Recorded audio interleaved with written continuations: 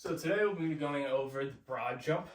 This is a great plyometric exercise that helps to increase your power, strength, coordination, and your cardiorespiratory endurance. This is mainly a lower body exercise. It's really going to use your calves, your quads, your glutes, your hip flexors, and there's going to be some slight usage of your anterior delts. So let's get into the exercise.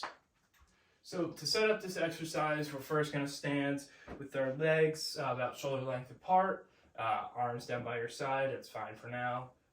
And then what you're going to do is to brace for the jump. You're going to want to stand with your knees with a slight bend, and then you're going to want to have a hinge in your back, so you're going to push your butt out a little bit, and you're going to start with your arms behind you, and then from here, we're going to make sure that our chest and our shoulders are staying up.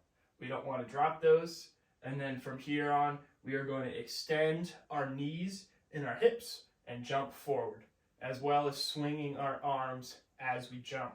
So here we go, we'll set up for the jump.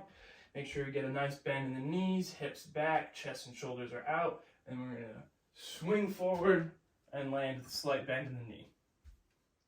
Some common errors that might come up when doing the broad jump, there's three that are usually most common. The first is that athletes will not do a maximal jump. This is a jump to try and test how far you can go. If you are not giving maximal effort, you will not go as far as you can.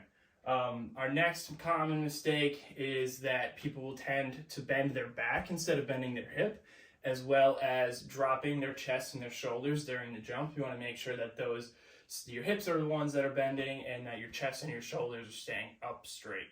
And the last common mistake is that sometimes people, when doing the broad jump, will try and focus on height instead of distance, but this is not a vertical jump. We're doing a broad jump.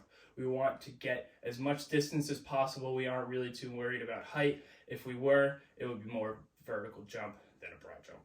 Some supplemental exercises that you can use with a broad jump include the squat, a box jump, or vertical jump. All three of these exercises use basically the same muscles as a broad jump will, and adding these exercises into your leg day will help increase your broad jump.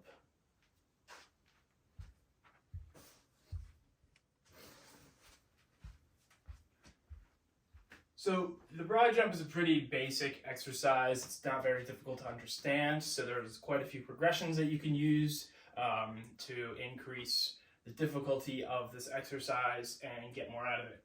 So the first would be repeated jumps, and basically this just means that you are doing multiple jumps right after the last one. So I'll show you here. So if I was going to get into the jump position, nice bend in the knees, hip back, arms back, chest up. I'm going to jump and then immediately go into another jump right away.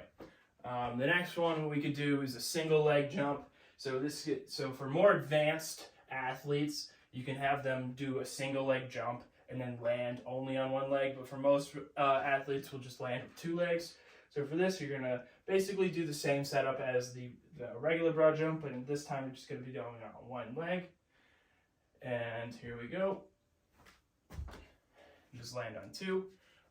And then our last exercise would be a hop back broad jump.